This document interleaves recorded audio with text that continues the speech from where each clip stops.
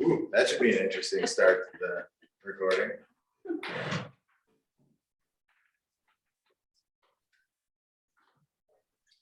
We watched a funny video in confirmation last time, but we're not gonna watch at this time here.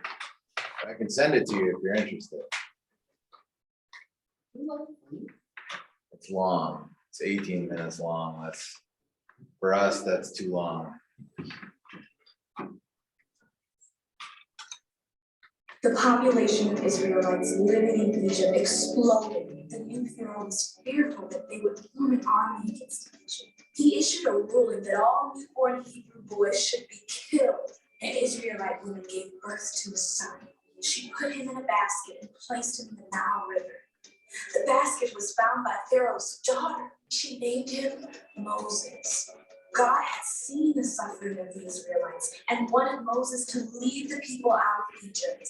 God brought great disasters called plagues on Egypt. God protected the Israelites by giving instructions to each family to take a perfect sheep and put its blood on the door frames of their house. At midnight, God moved throughout Egypt, and every firstborn son, including Pharaoh's, were killed.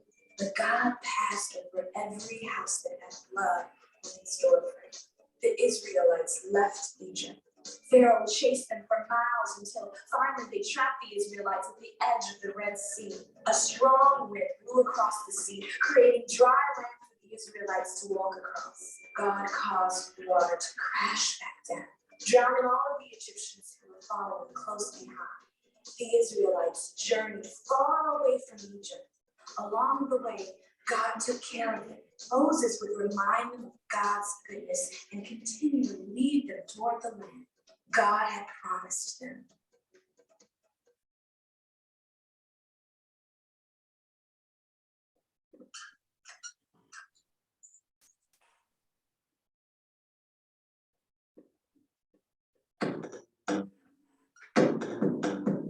The Israelites set out on a long desert journey back to their homeland. God guided them with a pillar of fire at night and a cloud by day. As the Israelites set up camp at the base of Mount Sinai, a dark cloud covered the mountaintop. Thunder boomed and lightning filled the sky, terrifying. The people backed away from the mountain, but Moses climbed up into the dark cloud. The ground began to shake. God spoke to Moses from a blazing fire on the mountaintop. Here is how my people should live. Don't worship anything but me. Don't misuse or disrespect my name. Set aside a day each week to rest. Honor your parents. Don't murder, steal, or lie. Live purely and faithfully. Don't lust after someone else's spouse or their possessions. When Moses told the people these commands, they said, "We'll do everything God said." On the mountaintop, God gave him stone tablets detailing the laws and commands inscribed by God's own finger. When Moses returned to them, he found the Israelites in a wild party, worshiping the golden idol he made. People said, "We want to follow a God that we can see." Burning with anger, Moses threw the tablets, breaking them into pieces. Then he ground their idol into powder, mixed it with water, and made them drink it. Moses begged God to forgive his people. God said to him, "I'm full of compassion and love and slow to get angry. If my people obey my commands, then I'll show my power through them."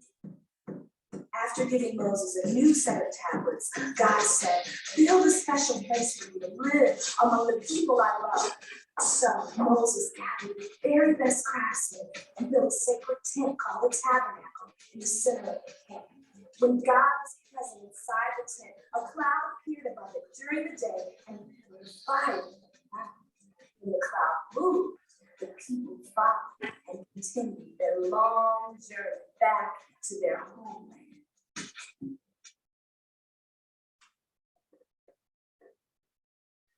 All right. I thought there was a little bit more to that video. Obviously not. All right, so let's take a couple minutes here quick and partner up and share what was an insight and what was a question that you had. Sure.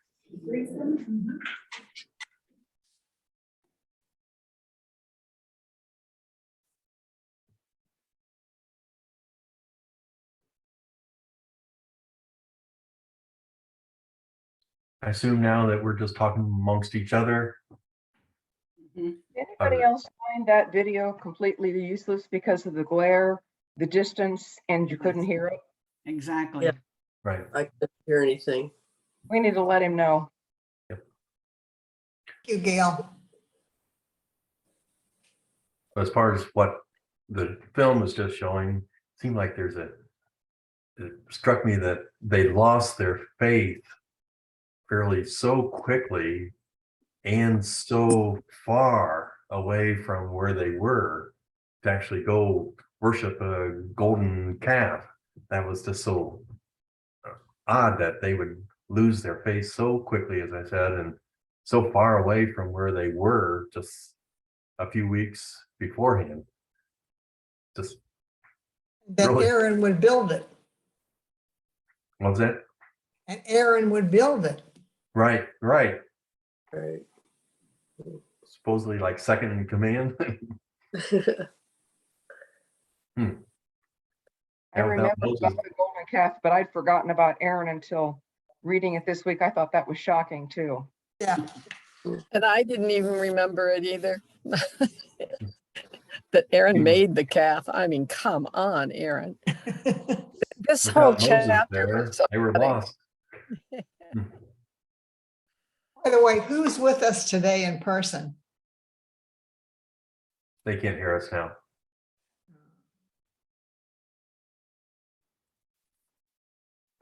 I would I have like a question. Oh, go ahead. A couple of times on page, well, first on page 64, they presented fellowship offerings, and another place that it mentioned fellowship offerings. I was curious what that entailed.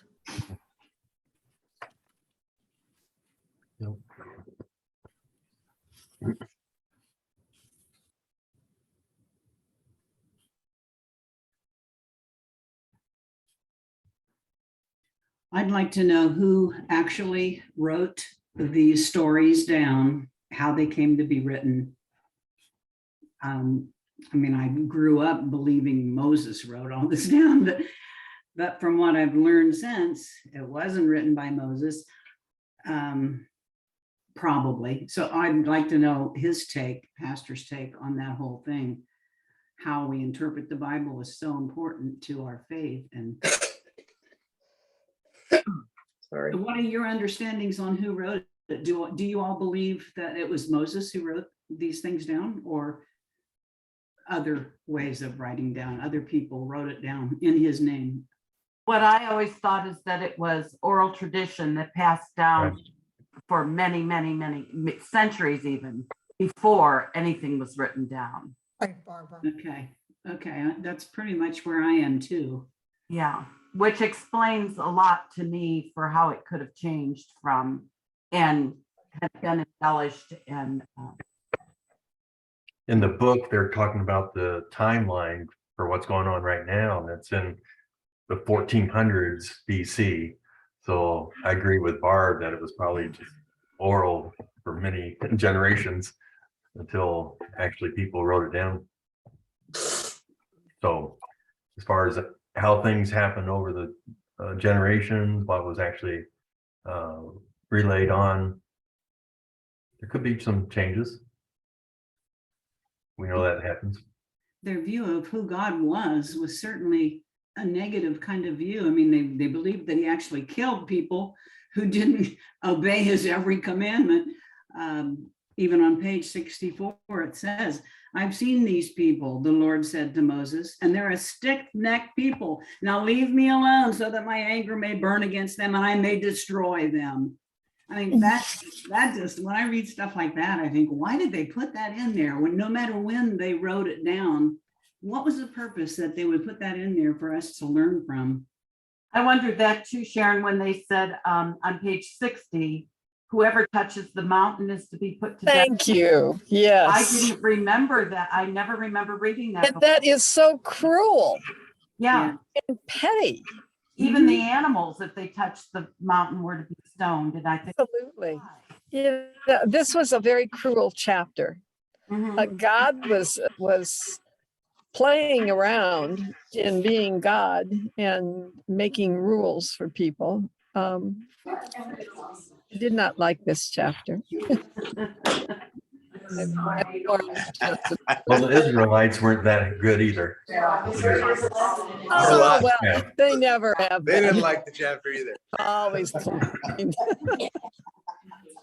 All I right, also let's get back thought about together again. people, we talk about here in America, we're beginning to realize that it was populated before the Pilgrims came, or Columbus or anybody. And here God is telling them to go and throw out the indigenous people who are already, and he says it's because they are sinful, but that was an interesting insight too, I thought. They were there when Abraham was there, though. Way before this, even still, right? Because Abraham went, right? Remember, it was just that folks came down into Egypt that they were then created, but there is a remnant that lives there. And there were people there before Abraham got there. Man. So it's been a while. A It's always- conundrum. Yeah, especially, but that's more, we'll get to that in like next chapter and really Joshua. So the next two chapters we deal with that. All right. The next two chapters, we deal with what? I couldn't quite hear. Oh, that people were already in the land and God tells them to go beat them up. Kill Because them. they weren't following. Because it wasn't the land that was provided to them. Oh. And so we get, we'll get to it later. Longer It gives conversation. a lot of permission for killing people, doesn't it? Yeah. Then and now. Yeah. Yeah, there's a whole lot there. We can go through the doctrine of discovery and things along that nature, so. All right, so, new commands and a new covenant. First thing that we need to remember is what was the old covenant at this point in time? Noah. Noah was the first one. Close. That was the outward sign of the covenant, right? But what was the covenant, the promise that was made with Abraham?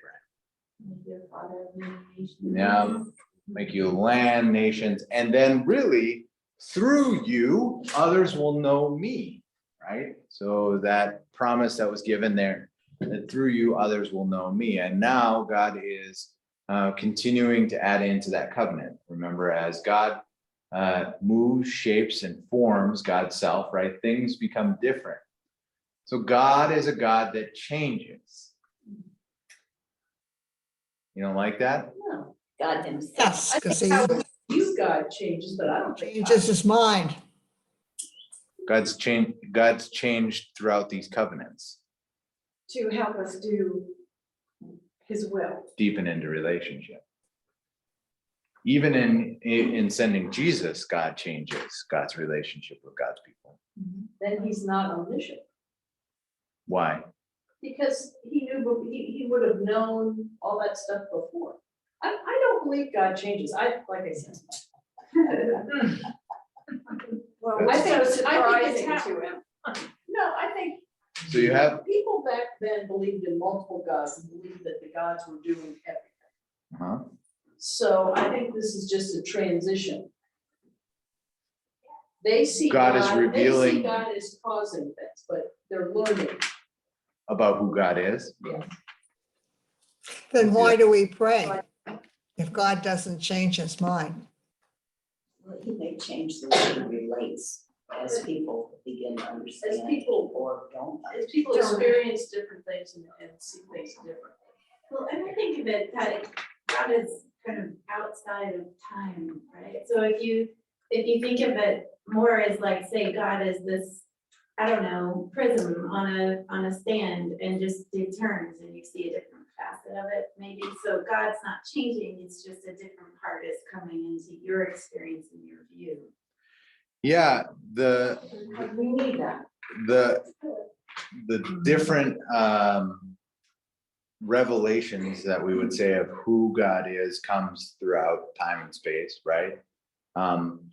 Although when God makes a promise, God stays with that promise, but that promise wasn't made previous.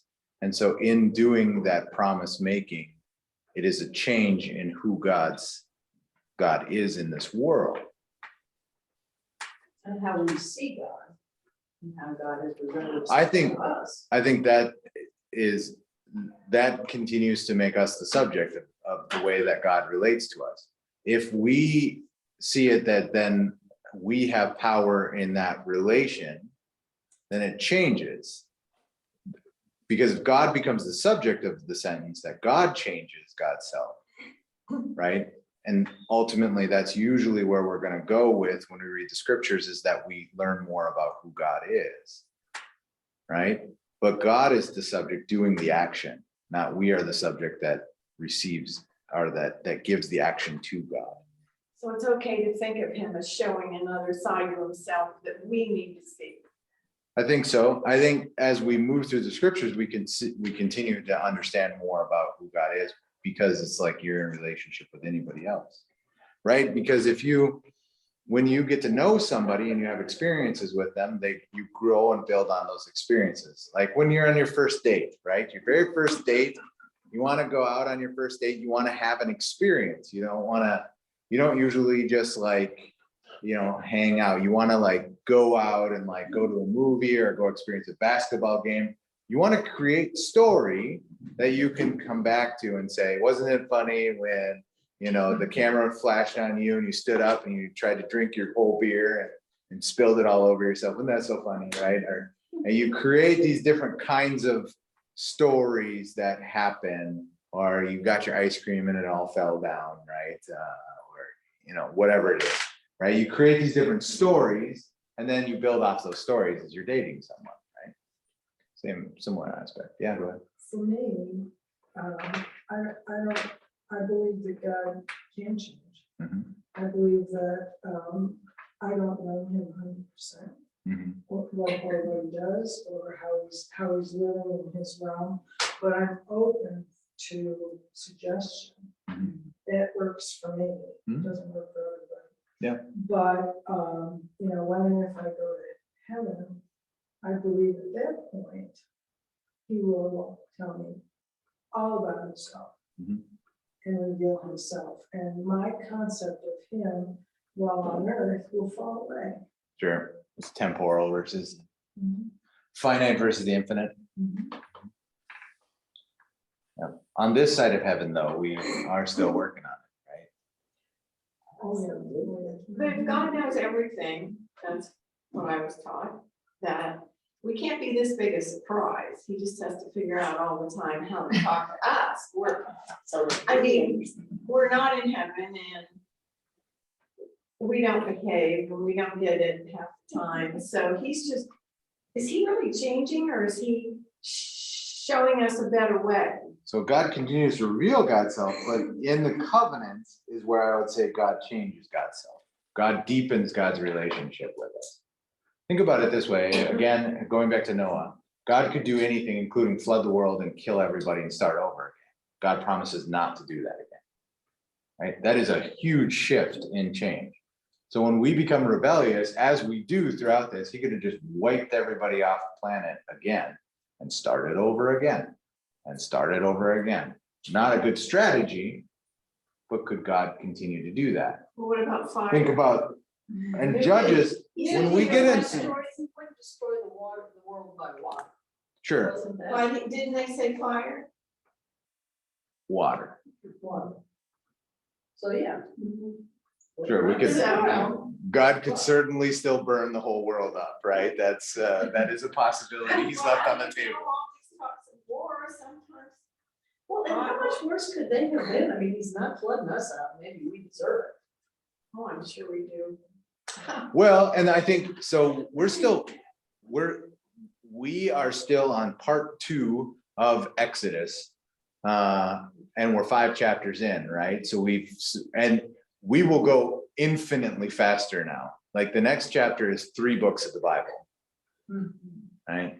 And then we go into Joshua, and then you'll enter into Judges, and you'll start to see what you'll hopefully, by reading the story, what you start to see is there are patterns that exist within the scriptures about humans that have not yet ever changed, right?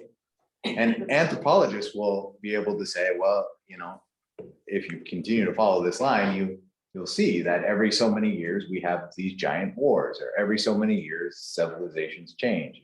There are things along that nature that are patterned, that continue, and that match with what the scriptures say. So we're a little slow into it. We only have, you know, we're only on our like 2nd or 3rd date with God. Even though we know kind of that we get married in the end. So they revealed that at the preface. But we are learning more about who God is. And especially as Lutherans, it's important that we continuously think about these as learning about who God is, right? They can be turned into moralistic stories all the time. They can be turned into all these different things. But what we are learning is about who God is, both the good and the bad. And it isn't Sunday school anymore. So Right? there isn't anything bad about God. Well, there are harder aspects, I would say, about who God's nature is, right? Because of us behaving badly, right? In relationship to us, but wouldn't you hope that God would take the high road more? Find a different way?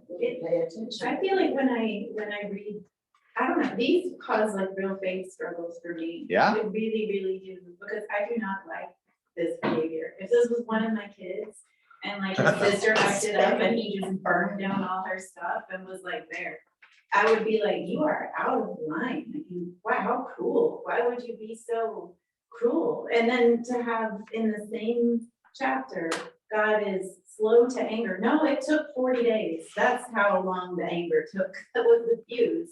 Because then he's like, okay, Moses, just go through the camp and kill everybody because I don't like them and they acted up. So Well, he gets to take I the would like Levites you to kill him get too. the swords. Yeah, get the swords, go out there, your brother, you know, your friends, and just go on a murder spree.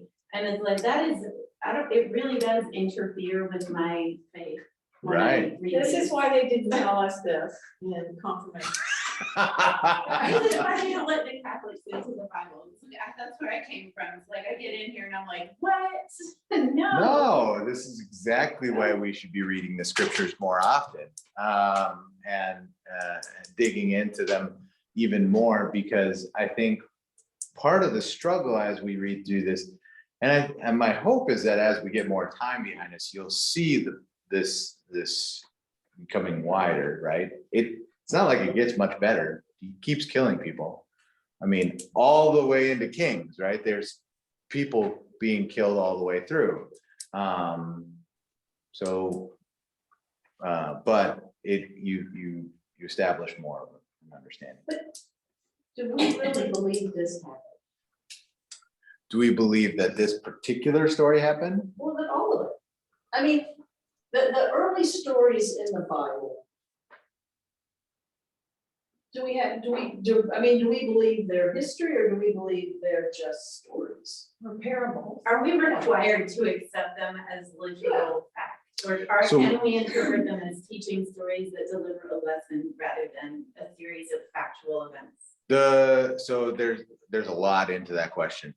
So let me unpack a little bit of it. So is it, we do not believe in the sense that like everything happens like to the line, right? So like creation happened in 7 days, like that sort of thing. We're not followers along that line. Is creation a teaching story? Depends on how you want to do that. We don't understand them while we have a law gospel dynamic. If you want to make them teaching stories, typically they turn into moralistic teaching stories that teach you a moral or a value or a characteristic, right? And that's what they do in school, right? They teach you responsibility, and they shame you and they guilt you and they make you figure out like, this is how you need to be in line, right? And they've determined what the line might be, right? And that's what we have as a society created as our set of structures, but we have changed. That's not how we were in the 50s. It's not how we were in the 70s. It's not how we are now in 2020s. And it's not where we'll be in 2050, right? So we should be hearing from God's. Our values. One and only wishes. So when it comes to the teaching narrative, are we learning about how we relate in this world, or are we learning about who God is? That's the difference. Because if you're learning about who God is, again, God becomes subject. We're learning more about God. That's the way to be, right? Now, our friends who are in the Baptist tradition, they'll take these stories and teach them as a moralistic tale about how we should live our lives. I don't know if that's if it's as much as that as it is us learning about who God is. Does that make sense? So I think so. So I think you're saying it's not necessary to accept this as a literal, factual, blow by blow account.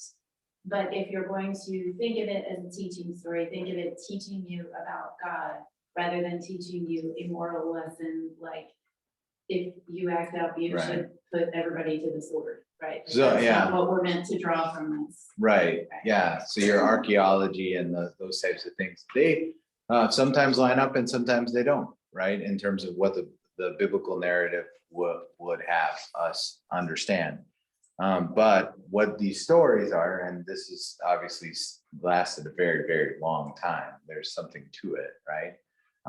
Is that it teaches us about who God is in this world and who God has been in this world, right? There's a certain understanding of the way that God is. So I think that's, yeah. I said earlier in our group that I don't believe God that he would do these things. And in listening, I'm beginning to think, I'm putting a limit on God there. Right. And so it's okay to, I guess it's okay to think that he does these things, or, you know. Even if we don't agree. Right. Now, who's in control of God is the question. We want to be in control of everything. Right. And including defining who God is. And I think that's the struggle when we haven't read scripture, is that we don't have the broader understanding. And also, as we will continue to read through this, you don't understand how radical then when Jesus starts to enter into the picture, how that changes the nature of understanding who God is and in the relation to this world. Jesus doesn't kill everyone, right? In fact, that was what they were hoping for. They knew the Messiah was going to come into this world. That Messiah was going to be like the Zealots wanted him, right? Get your armies ready, let's fight, right? That's not how Jesus comes about things. So it's a vast change in the nature of how God operates and works in this world, right? So we continue to learn. Was there a transition through the Old Testament as it neared the New Testament, away from focusing on how we understand and know God to Jesus's version of, hey, this is God and it's a loving God? Ron, were you raised Catholic? Yes. Ah, I knew it. I can always smell them out. No. The Apocrypha is what you're talking about there, right? I don't know. So there's these books that are used in the middle of the scripture. It's the intertestamental books that we don't have, right? But for whatever reason, and I'm telling you, I have done this 3 times now, 3 different churches. And it's always the Catholics or the raised Catholics. I'm telling you, it to a T at every Bible study that ask about the intertestamental time. And I don't know what y'all are taught at different things, but like it's a part of somewhere in the education that piece is there. And we don't talk about the Apocrypha. It's not that we ban it, just doesn't talk about God. It's a historical book historical books that link. So you learn about Judas Maccabee, and that's where Hanukkah comes from, and things. There's a revolt that's led too, and that's why we know more about Palm Sunday. Things along that nature are in the Apocrypha, and we can certainly pick that up and read through all of the Apocrypha at some point in time. But we even within the real Bible, the non-Catholic, of course, was there a transition throughout that? No, there'll be a period of silence post, and this is why the Christian scriptures are different than the Jewish. The Hebrew Bible versus the Christian Old Testament are ordered differently. Ours ends with what? I'm looking up on my phone. Malachi is the last book in ours. Why? Because in Malachi, it talks about the coming of Elijah. And then you flip the page from Malachi and you go to John the Baptist, right? Well, there's a little genealogy in Matthew, but John the Baptist shows up, right? This coming of Elijah, right? In the Hebrew Bible, do you know the order? Probably not. 1st and 2nd Chronicles ends the Hebrew Bible, right? And that's why Chronicles is kind of this like, it takes all the pieces of the puzzle and puts them together and kind of like this summary. And that's what Chronicles is to do. We put it with all the rest of the 1s and 2s. So 1st and 2nd Samuel, 1st and 2nd Kings, 1st and 2nd Chronicles, right? Because if there's going to be 1 and 2, might as well put them all together. I assume. I don't know why they put them all together, but that's my assumption. They're all the part of the historical. But there's 3 different sections of the Old Testament that we work through. The law, the historical section, are the prophets, where kings and prophets work together. And then the wisdom literature that comes at the end. All right, we only have a few minutes to get through, but I want to carry us through. Keep asking your questions, and I just think on the first page. Then Moses went up to God and called to him and said from the mountain, "This is what you are saying to your descendants of Jacob." Remember, God is making God's definition of who God is. God had previously, remember, God is a title, not a name. We use God as a name a lot, right? God's proper name is title. And so God would say, "I'm the God of Abraham, Isaac, and Jacob," right? That's how God would define. So which God? That God of Abraham, Isaac, and Jacob. That's the God we're talking about, right? God will switch now and we'll have a new title. "I'm the God who brought you out of the land of Egypt," right? So this is what you say to your descendants, the God of Jacob, tell them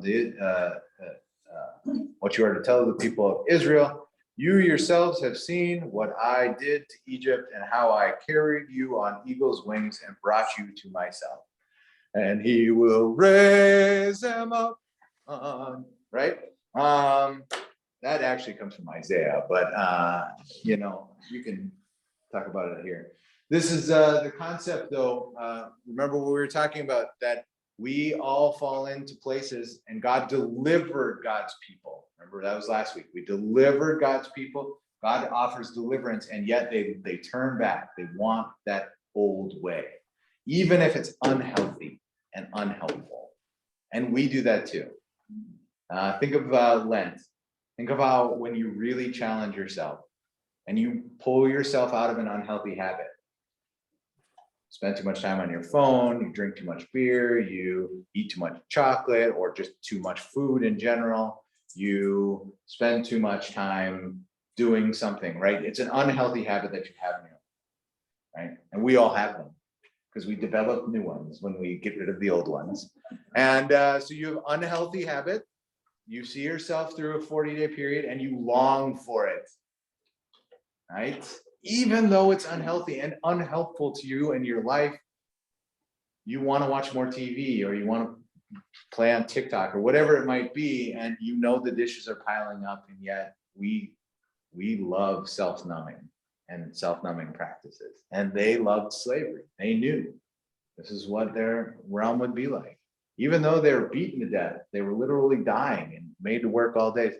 They longed for the food that they had back then, not having faith in who God was. God is still a God that delivers us.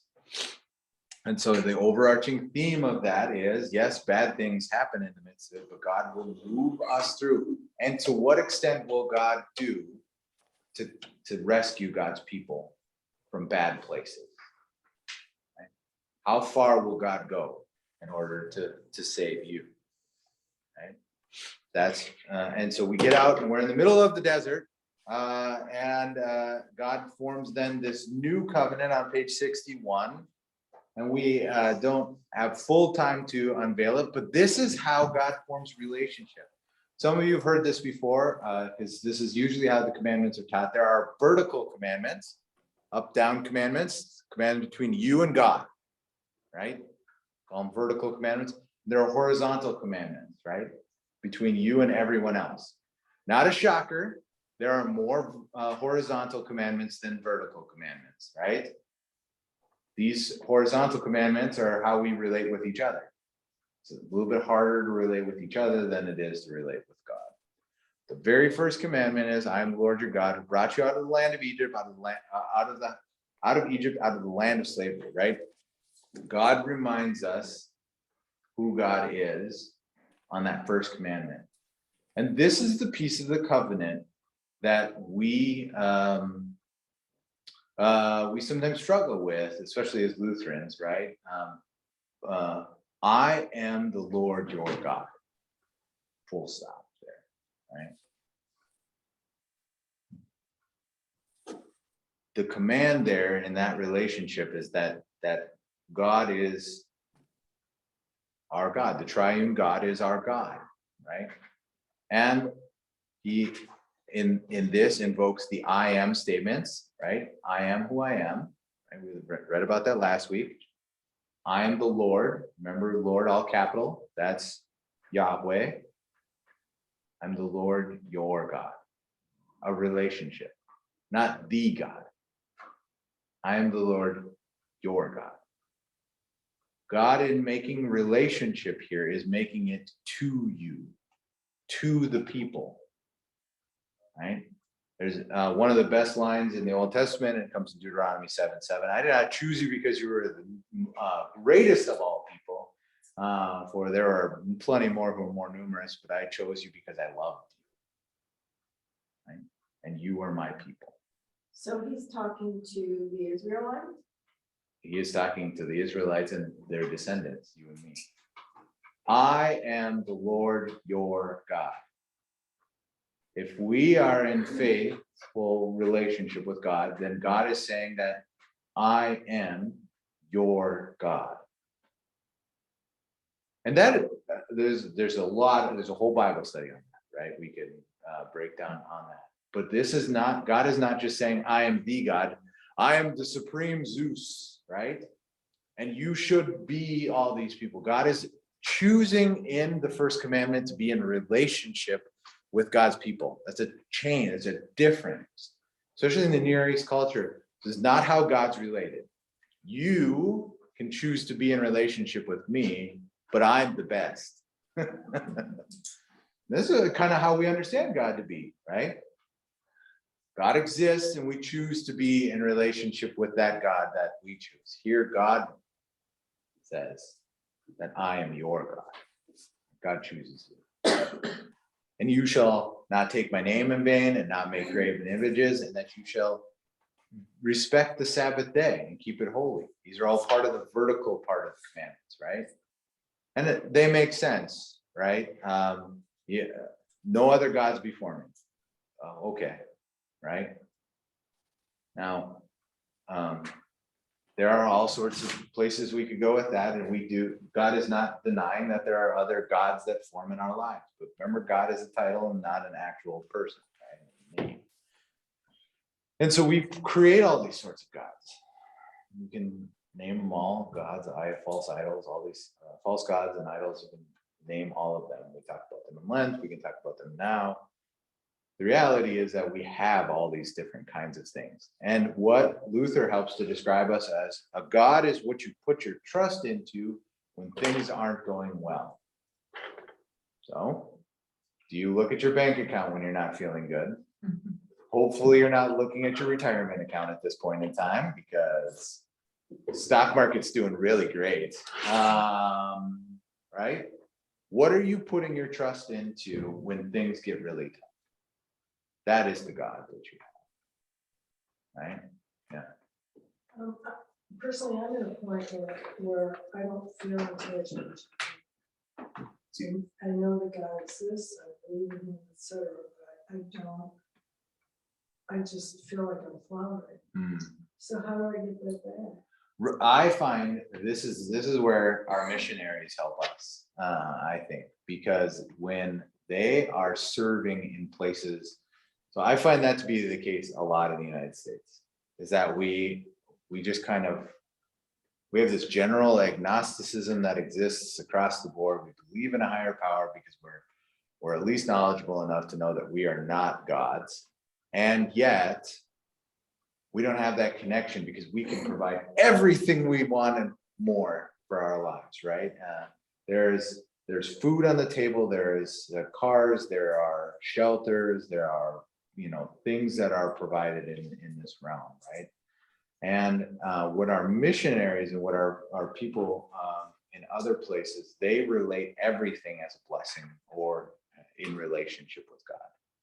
So they start to come in more relationship with God because they acknowledge the way that God is active in this world more. And so what I would say, when you find that general apathy, it's about activating passion, right? The answer to coming out of COVID, which created a lot of apathy towards other things, is not just developing more programming, it's having more passion. So when you're passionate about something, it changes your relationship. Think about when Jesus starts to relate, where your treasure is, there your heart will be also. Why? If you want to care about something more, donate $10,000 to it. If you donated $10,000 to an organization, I guarantee you care more about what that organization does, right? That's a low amount. Go ahead and donate $100,000. You would, whatever that means to you, all of a sudden you would care more. What Jesus is saying is where we put things, where we put our treasures. Now I just use money, but start to be active in Bible studies and service work and things like that. It will reignite in you, right? Jesus's words of wisdom there are that we can fall away when we lose our passion or engagement or involvement.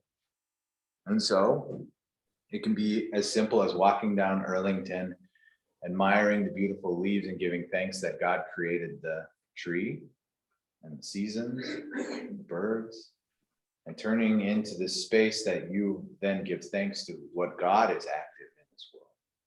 I think there are a bunch of people in the United States in particular that have a kind of what you're talking about, that floundering, that piece of, I think that is very common. It's not everybody's willing to say it. So don't create other images. This is one that comes up. We talked to our confirmation students. If you go to Hawaii and you buy one of those little tiki gods, are you breaking this part of the commandments? No. When you're not lighting a candle and bowing down to it and worshiping it or putting your trust into it, that is this is like gotten taken overboard when people like the voodoo and all this other stuff, right? We don't understand that. Don't feel bad about it. Don't think that, you're not worshiping other gods. Don't misuse names. This is an important one as we talk about how we honor something. And this is something that we fall into casually all the time. We will say in our own lines, like we'll say something, where we use the expletive around God. or the Lord, or Jesus, Joseph, and Mary, right? Or whatever it might be in your own. And what you're doing there is you are not praying, and you're not using it in a praise sort of way. And the idea is that you just don't throw it around. God's name has value. We have fallen out of using that name with reverence in our kind of casual culture. Just decided that reverence isn't necessary. This is a helpful way to be in relationship with God. And then honestly, keeping the Sabbath day, probably the hardest thing for any of us to do. To really take a full day off. As a society, as a people, I can't tell you how many people I hear, I go through my weekend and I'm so tired on Monday, right? It's like, maybe we have our priorities set up wrong. What would it be? And then as you take it from a literary aspect or like a biblical aspect, these people were slaves. Now they get a whole day off. Imagine what that feels like. Imagine if tiny robots came in and did everything for you for a day. How would that feel? Amazing, right? Not me. You don't have to sit in one place. You can come and pray in the church. Didn't Jesus Visit with people. like revise that one? Jesus talks a lot about Sabbath law. I mean, he said, you know, like, he worked. And He healed. Right, he healed, but he was, you know, doing a service, doing God's work, right? So. Well, he was God. Yeah. Well, right, but I mean, it's not like he was saying, go, you know, I don't know, till your fields. Right. It was specific to like the Yeah. Sabbath service law. to others, God's healing power type thing, right? Right. Yeah. But I mean, does that count as like an amendment or? No. I think, Jen, what you're rightly picking up on here is the movement from the law to what the gospel is. Okay. The law will, and these laws included, will not give you life. No matter how good it feels, they still add more rules into your life, right? Jesus gives you a promise that frees you. That's different. But you need to know the law first in order to be free. Because if you don't know the law, you're not going to feel convicted. You're not going to feel engaged, right? There's no sense in that. And the law then has point and order. Rather than just doing whatever we feel is necessary, which is what will happen in Judges. just wait a couple of chapters. You will understand the need for the law more there, right? People just get the end of Judges is the best line in the Old Testament. People did what was right in their own eyes. They did not know God. Oh boy, we have not come to a place in society that's very similar. I think we are very close. Honor your father and mother, so that your days may be long in land. This is in terms of law. This is always an interesting one as we navigate it. How do we honor our father and mother? And typically, when I teach this in confirmation, this is there used to be a church that every time I taught this, I had to call Child Protection Services because abuse would be named, and I'm a mandated reporter, and not like they talk mean to me, like sexual abuse would come out. And how do I honor somebody when they do that to me? I mean, I can't tell you how many times I did that over and over and over again. Or my brother does this to me again. Or they'd slip a little note and say, you know, can I talk to you later? Yeah, there's a lot of really bad things that happen. And kids take that seriously. How do we do that? How do we honor somebody we have a bad relationship with? Murder, adultery, stealing, false testimony. These are all things that move in your relationship with other people. You don't like to laugh? Just kidding. No, that's fine. These are all in relationship with other people. Your life gets harder if you decide that you're just going to kill everybody you don't want to agree with. Look at Putin. Committing adultery. This is an important one. We talk about staying within the confines and the agreements that you've made in your own marriage. And I think that's hard. But again, one of those things that we tend to skip over in church. Oh, we don't talk about that at church. We don't steal because it's not something that is yours. So you don't steal it, right? And you don't bear false testimony against your neighbor. You don't lie, cheat, gossip. This was the best one that we talked about at confirmation, because they are all guilty. They're all guilty, and every single last one of them chit chats about somebody else, no matter who they are. They either rag on kids that they feel are below them or above them, right? They make fun of people that, either way, all kids do this. And they're all guilty of this. So then do not covet your neighbor's house and everything that they have, right? What does greed get you? Why is this one important? And that's one of the questions I asked, was like, if I were to think of like 10 things, 10 rules for this world, that one wouldn't make my list, just because it's mental, it's inside your head. And I know that that informs how you act and how you feel and all that, but maybe don't beat your kids could have gone ahead of it. I don't know, like, although that's not very Old Testament, so maybe not. Yeah.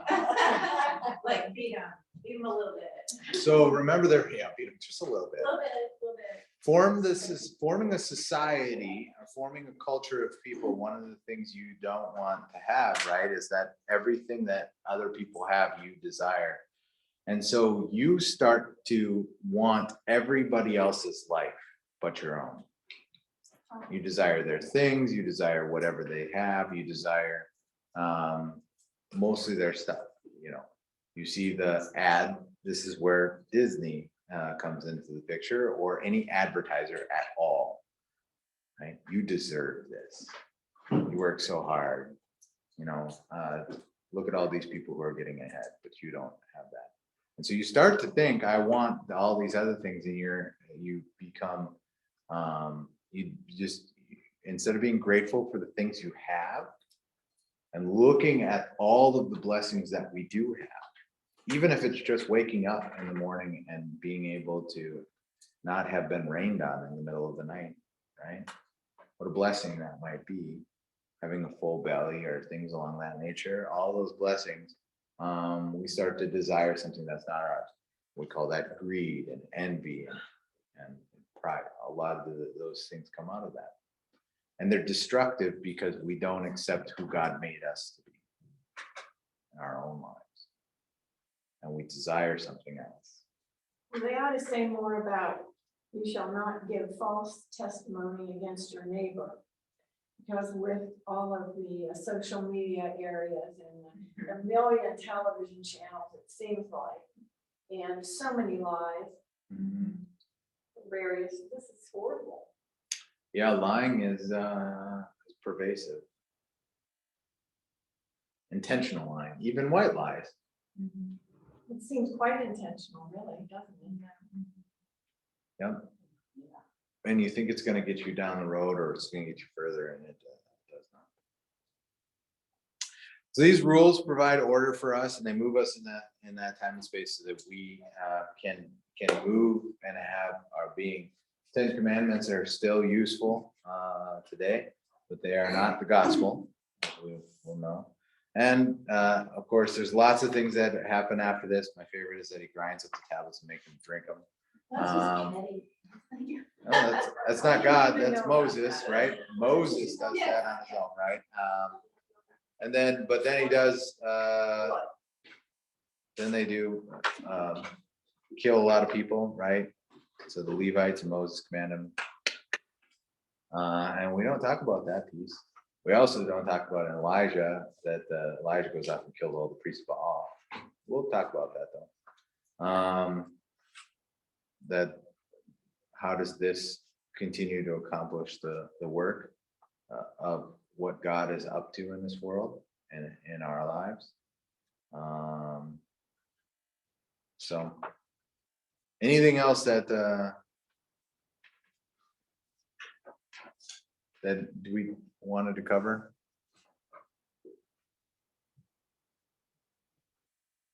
No. All right. On to chapter 6, wandering in the wilderness. Again, we talk about Leviticus, Numbers, and Deuteronomy next week. That's a bit much. I mean, it gets to be a lot. And Moses, of course, isn't allowed to continue on. The injustice of that was something that keeps getting brought up. Moses did all this work, and just because he hit a rock. And so as we can review back as to what that means. What does that look like? We review back.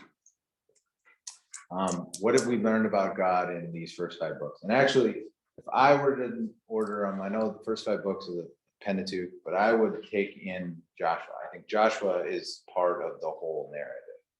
I think 6.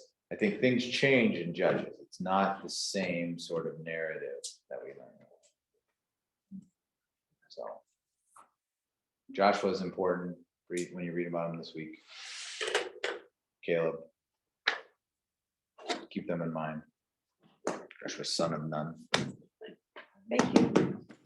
All right. God's peace. Keep reading. Keep listening. Keep going.